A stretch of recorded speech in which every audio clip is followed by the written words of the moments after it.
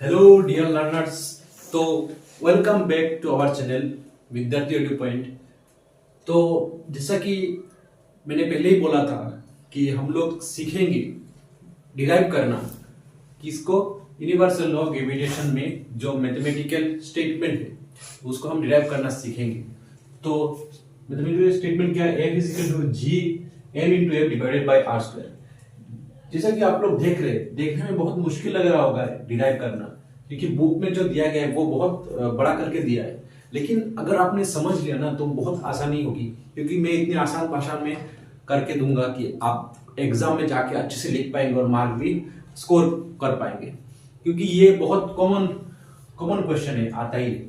ठीक है, तो हम लोग पहले थोड़ा सा रिवाइज कर लेते हैं कि यूनिवर्सल लॉ ऑफ ग्रेविटेशन का स्टेटमेंट क्या है। यूनिवर्सल लॉ ऑफ ग्रेविटेशन का स्टेटमेंट ये है कि दो ऑब्जेक्ट्स हैं, मान लीजिए यहाँ पे एम दिया है और कैपिटल एम दिया है, स्मॉल एम दिया है। ठीक है, इन दोनों का जो अट्रैक्शन होगा, फोर्स ऑफ अट्रैक्शन होगा, ठीक है, वो फोर्स ऑफ अट्रैक्शन क्या होगा? Directly proportional to the product of their masses. तो मतलब m1 m इंटू m, ठीक है, इसको हम m ऐसे भी लिख सकते हैं।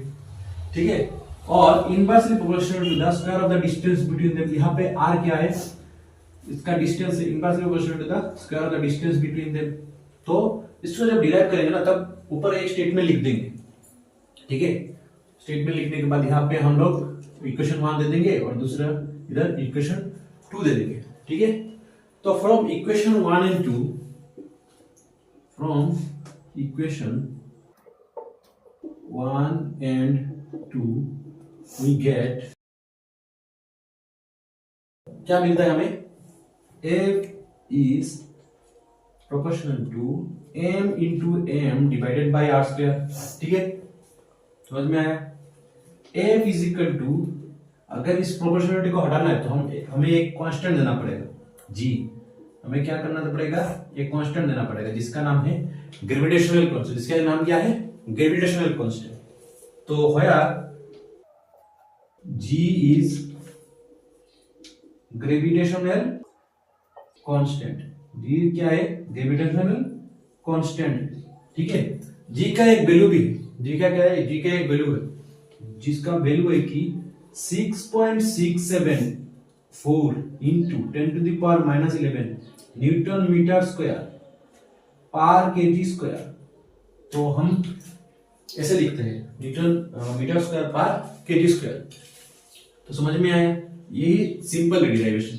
आप ऊपर लिख दीजिएगा कि स्टेटमेंट लिख दीजिएगा, इस स्टेटमेंट के हिसाब से जो फोर्स होगा और directly proportional to the masses of their product of their masses. And यहाँ पे लिख दीजिएगा कि स्टेटमेंट के हिसाब से inversely proportional to the square of the distance between them.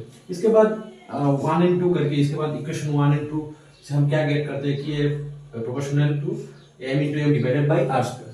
तो प्रोपोर्शनलिटी हटाने के लिए हमने क्या दिया? g यूज किया। ठीक है, यही डेरिवेशन है। ठीक है, धन्यवाद।